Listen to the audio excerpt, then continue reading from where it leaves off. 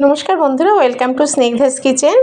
आज आमी आपनादेर तैरी करे देखाबो आमार स्टाइले ड्राई चिली पास्ता रेसिपि। एटा भीषण टेस्टी, ताई आमी आपनादेर संगे शेयर करेछि।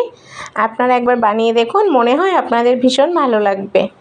तो एर जोन्नो जलटा जखन फुटे गेछे, किछुटा जल नियेछि, जलटा एकदम फुटे एसेछे, तखन एर मध्ये आमी पास्ता दिये दियेछि। एखाने 2 पैकेट पास्ता आछे, छोटो छोटो पैकेटे, মানে একটা বড় বোলের এক বোল হয়েছে সেরকম 2 প্যাকেট পাস্তা আছে। পাস্তাটা সিদ্ধ করে নিয়েছি, সিদ্ধ হয়ে যাওয়ার পরে নামিয়ে নিয়েছি।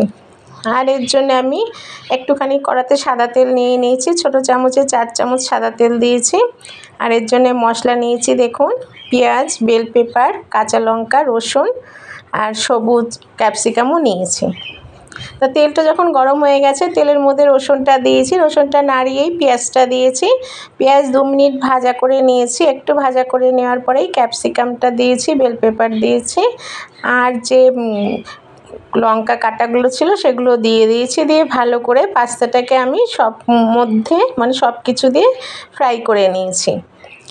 এবার এর জন্যে আমি পাস্তায় দেওয়ার জন্য নিয়েছি 2 চামচ কর্নফ্লাওয়ার, 2 চামচ টমেটো সস, 2 চামচ সয়া সস আর 2 চামচ ভিনিগার নিয়েছি।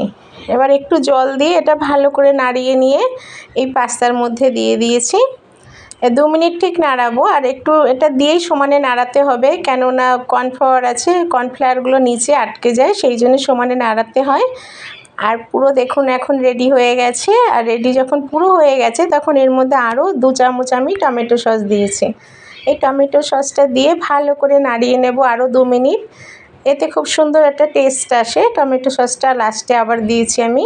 তা বন্ধুরা দেখুন, আমার ড্রাই চিলি পাস্তাটা এখন একদম রেডি।